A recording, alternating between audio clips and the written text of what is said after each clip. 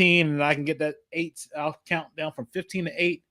Get the dead air for 7 seconds so I can do the noise reduction, and then I'll hit the intro. We can go live. Let me do this. Okay, 15, 14, 13, 12, 11, 10, 9, 8.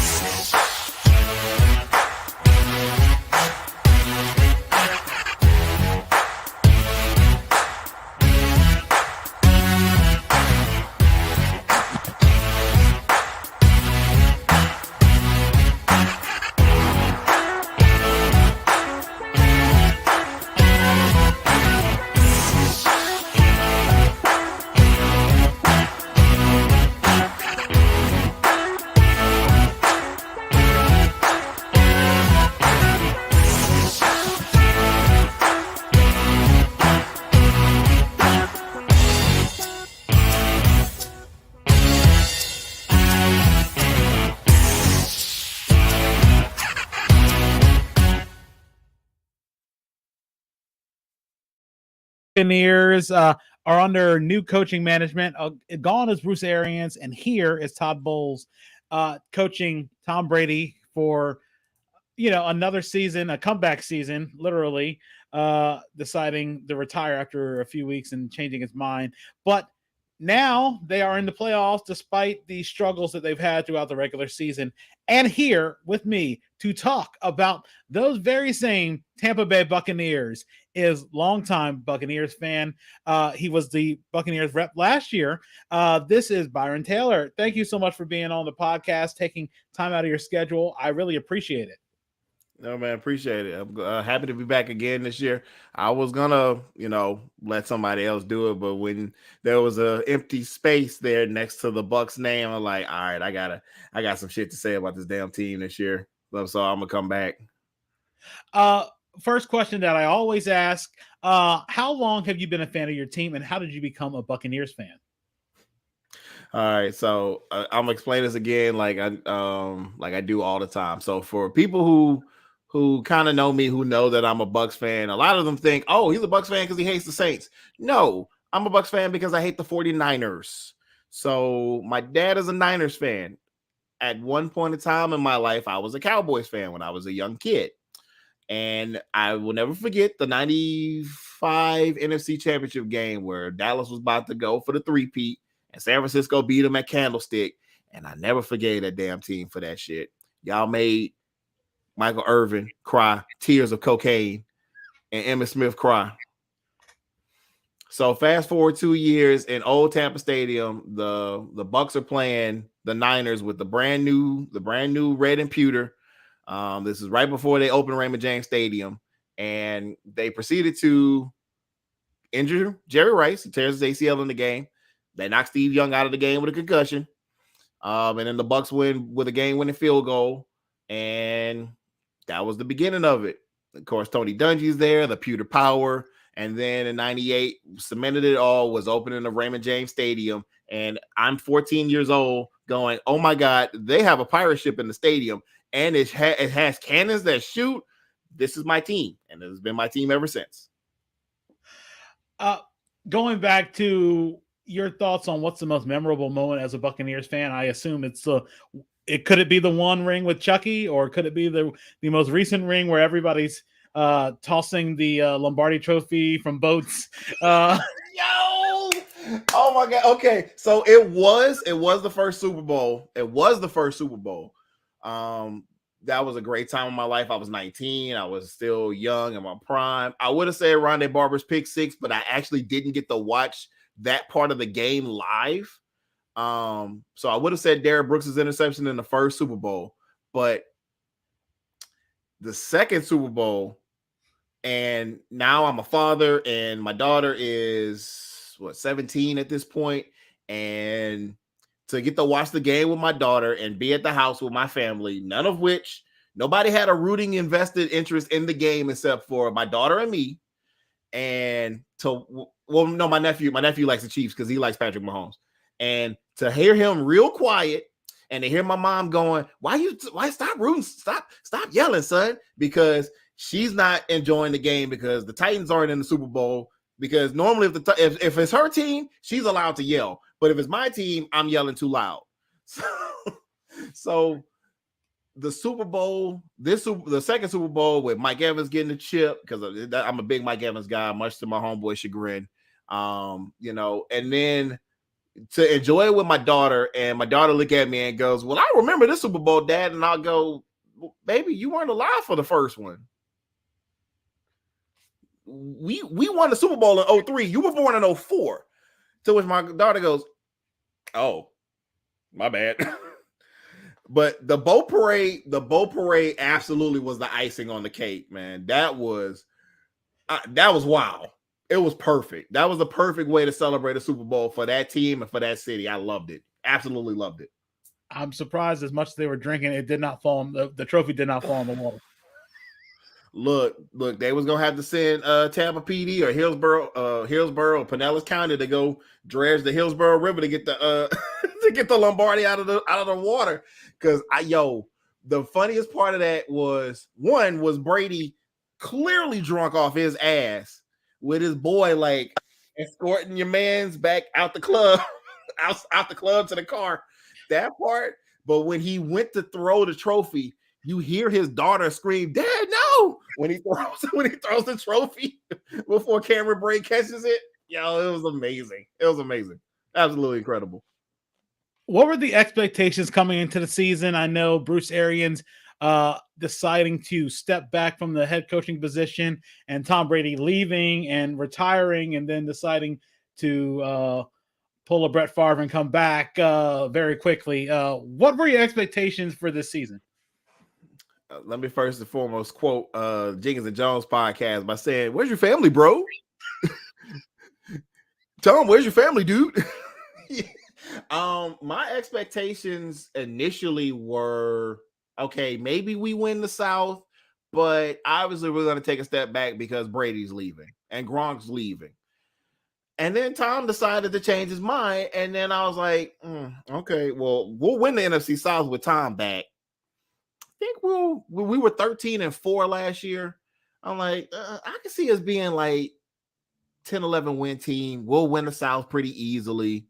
It's Ty's already got some head coaching experience. It's a much better team than when he coached the Jets. So, Leftwich is still there. Like, I can see, the everything kind of rolling kind of nicely going forward. I definitely was concerned about the offensive line. Because we lost Alex Kappa in free agency to Cincinnati. And then Ali Marpet retired out of nowhere. I don't think anybody expected Ali Marpet to retire. So I'm like, oh, damn, now we got to replace both of our guards. And then Ryan Jensen got hurt in the preseason. And then I was like, oh, that's not good. So you got a whole interior line that is different from last year, protecting Tom. And yeah, I already knew we kind of had issues with the run game last year because it was real streaky, because Lenny was real streaky and so was Ronald Jones. But man, I did not expect how this run game and this offense went this year. I definitely had much higher expectations for the team than what has transpired.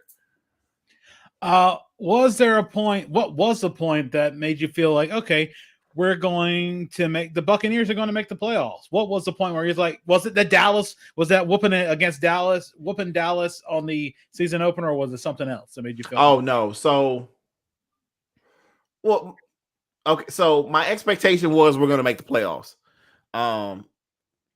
So I guess the Dallas game reinforced it, because I was like, oh yeah, we beat their ass, boy. We beat them motherfuckers' ass. Like, they only put up 3 points and Dak got hurt in the game. Yeah. How many catches did CeeDee Lamb have? Like 2? Yeah. What's my name? Carl Davis had that boy on lock. I love it. So the Dallas game definitely gave me, like, really hyped me up. And then the New Orleans game. So the New Orleans game is actually the first New Orleans game is the one that I was like, all right, I think we're good. We got over the hump for the Saints. Tom finally got the dub against New Orleans. I think we're good. I think we'll get over the hump this year. I think we got it. What was the point that made you worried about the Buccaneers making the playoffs? Was it when all of a sudden Carolina started catching fire and made that game against Tampa for the division? It was that Cleveland game when we gave up that win. And truth be told, I had a date that day, and I pushed the date to 3:00. And she was kind enough to be like, "Yeah, we can meet together. We can meet at 3:00." She's pretty cool. And so I drive to New Orleans. We're going to the art museum. So I drive to New Orleans. It's going for 3:00, thinking, all right, the game's in the bag. We win, right? Man, I pull up to the goddamn museum, and the game's in overtime. The game goes to overtime, and I'm like, yo, what? we already lost to Pittsburgh. We lose to the Packers by what? 1 without Mike Evans or Chris Godwin. Carolina beats us, and then we just lost to the Browns. I don't know if this team good this year, guys. I don't know if this team good. Who, with the brackets already out, who do you think the Buccaneers match up the best with in the NFC?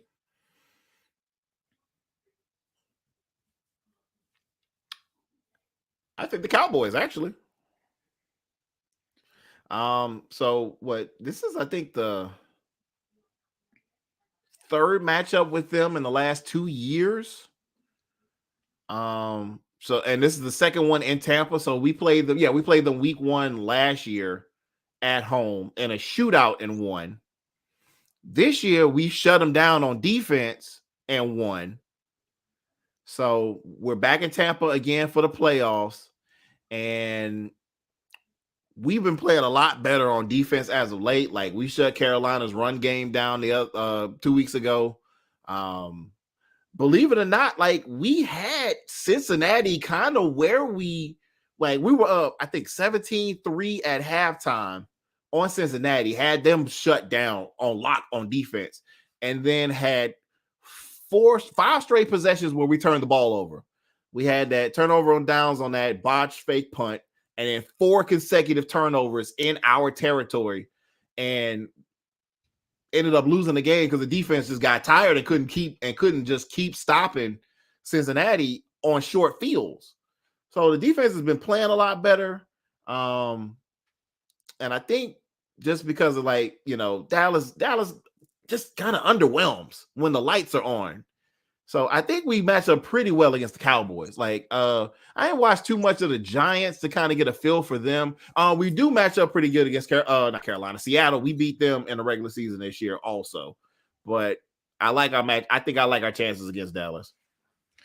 Who's the team that scares you in the NFC bracket? Is it the Niners? Is it Philly? Is it Minnesota? I can't say that without a straight face. Nope. If you watch Gridiron Heights, there's a funny little gag they did about Kirk Cousins where he said something about, I get a little tired when it's late. Talking about how he underperforms in big games. I don't trust Kirk Cousins. I don't trust him. I never will trust him. I don't care how good Gritty Man is. He still got Kirk Cousins as a quarterback throwing him the ball. I'm sorry. Don't trust him. I don't want to see the 49ers. Do not want to see the 49ers at all. Like, we played Philly in the playoffs last year and beat them pretty soundly.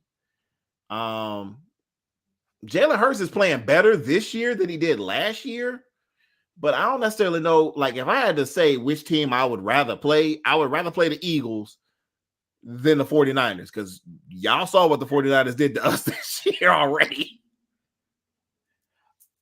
Looking at this season, what do you think has contributed to such a large drop off from, as you mentioned, 13 wins a year ago to barely making it into the playoffs and winning the South? One,